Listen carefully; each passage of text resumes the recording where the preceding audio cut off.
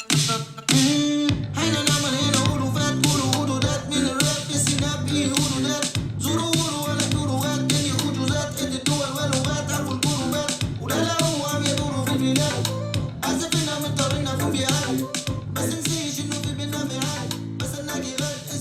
very excited about this album. I put a lot of me in it يعني.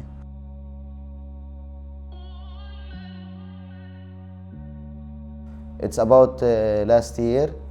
أنا كنت بشتغل بمستشفى كنت طالب جامعة وتعلم طب. اشتغلت نص سنة بعدين I quit. نقلت على رام الله. Became a full-time artist. Became really famous مرة واحدة يعني. Went from thousands of followers to 100,000 followers هيك in a year. People are knowing me in the street. علاقتي مع الناس عم تختلف. أنا مش مستوعب إيش أنا صرت. It was about that journey of like discovering yourself, maturing. كتير بيرسونال أكتر من الموجات وكتير دايفيرس أكتر من الموجات ويا هسا it's being mixed and mastered.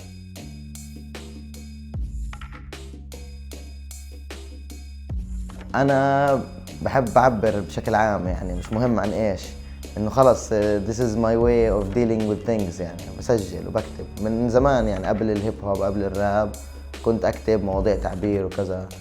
بعدين بال 2016 اكتشفت ابو يوسف. سمعت اغنيه اللي اسمها تلقى برا الفريزر و revolutionized something inside me يعني. He was doing what I was doing but he was so fucking good at it يعني انه عم بحكي عن شو هو حاسس يعني. He's dealing with his shit on the microphone يعني.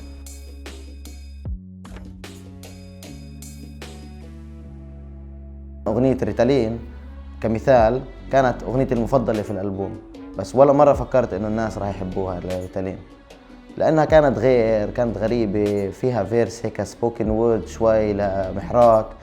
انا عم بروح محل كتير غامق تحكي ايش يعني ريتالين بالنسبه لي لانه انا كان جزء كبير من حياتي انه انا باخده من دكتور وعمري 13 سنه ل 26 سنه بس اكتر التراك طولت مع الناس وضربته لحد هسه يعني كل حدا بيعرفها وبتنطلع وبتغنى وكل حدا بيغنيها هي ريتالين.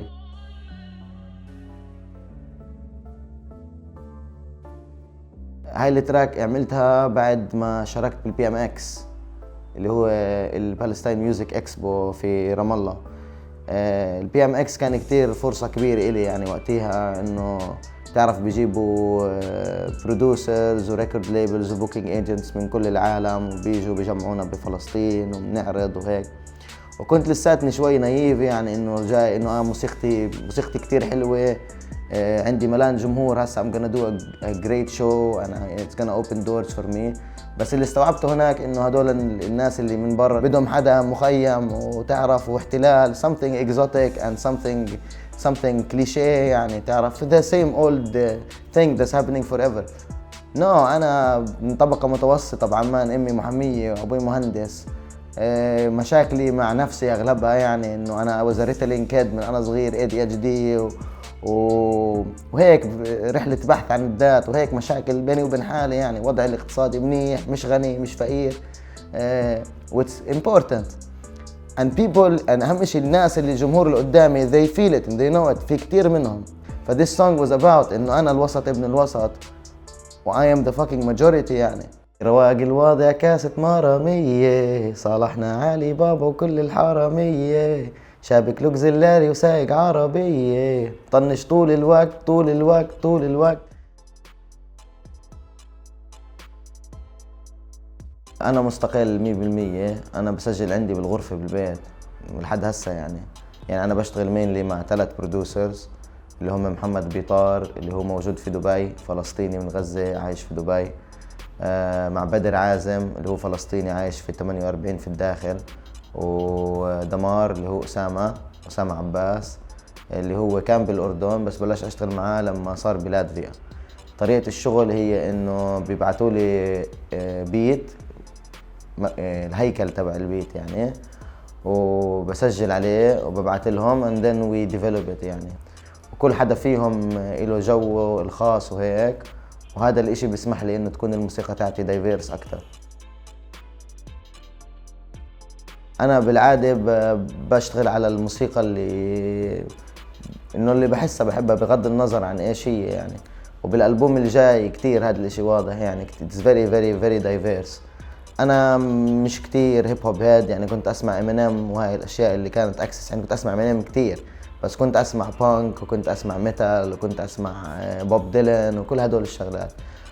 فترة كبيرة من حياتي I wanted to be يعني زي كيرت كوبين يعني، هيك كنت اكون، بس فيش ما كانش عندي عن جد اكسس لاتعلم انسترومنتالز وهيك شغلات. وصار هيب هوب الاشي عشان لقيت بيتس عندي على الكمبيوتر يعني، وخلص بس سجل عليهم وات ايفر وهيك. بعدين بالمستقبل لما هيك I became better at it, you know, yeah, I can do the things that I always wanted to do with instruments and the things that maybe are outside hip hop يعني, I can do it through hip hop يعني, and this is what I'm doing right now.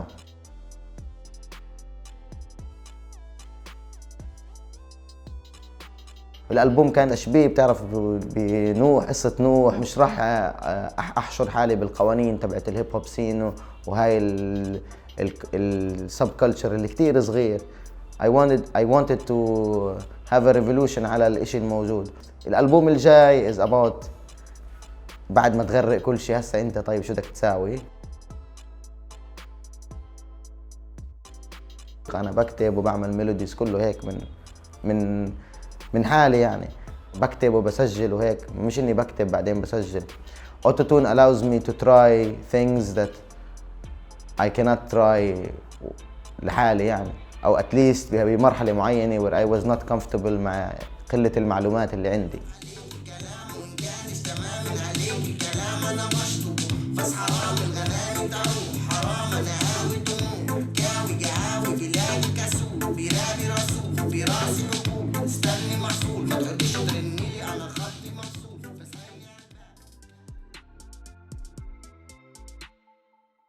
بتابع الهيب هوب سين بمصر، لبنان، فلسطين كمان.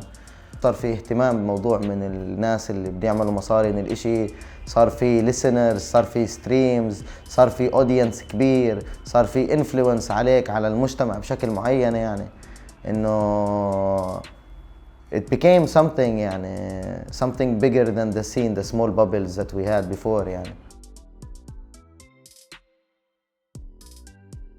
بحسبش حالي على مشهد، بحب اعمل سياحة مشاهد يعني، انه بالعادة اللي كنت اسويه لما يكون عندي عرض او اشي انزل قبل فترة اقعد وانخرط وافوت، لانه بحس بكل مكان في اشي. والمسج تبعتي this issue with individuality and identity especially هسا احنا العرب الصغار يعني اللي طلعوا في عالم كتير في اشي قديم outdated، وبنحكاش عن ايش بصير يعني، بنحكاش عن كل هاي المشاكل اللي بمرها الواحد مع حاله، في شيء يعني فيش عن جد conversation. فهاي موجودة في لبنان، موجودة في مصر، موجودة في الأردن، موجودة في فلسطين، موجودة في كل مكان يعني. فبحب أحسب حالي كجزء من المشهد الموسيقى العربية بشكل عام يعني، مش حتى بس الهيب هوب سين.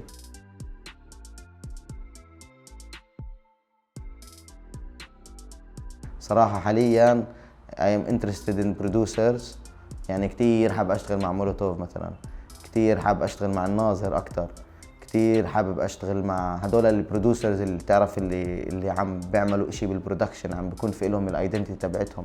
I think it's interesting. I think إنه بيطلع إشي كتير interesting يعني. شغال مع سايكو أليبو هسا على إشي وهيك شغلات يعني. هدول مثلا I'm interested in working with. وناس فيجوالز وهيك لسه بدي اتعرف واستكشف واشوف كيف يعني.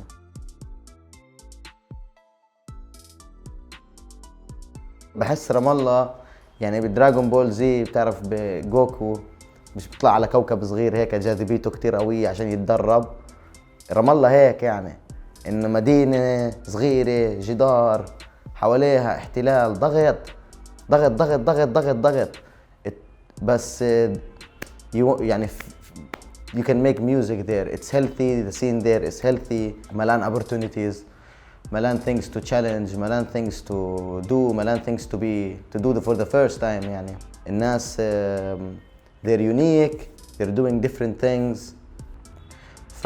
yeah it was a good move، وبفكر راح اقعد بفلسطين فترة منيحة يعني. انا جيمر، هارد كور جيمر يعني. كنت العب وورد اوف وور كرافت يعني. كنت بهارد كور جلد يعني. كنت اعمل 10 ساعات كل يوم يعني.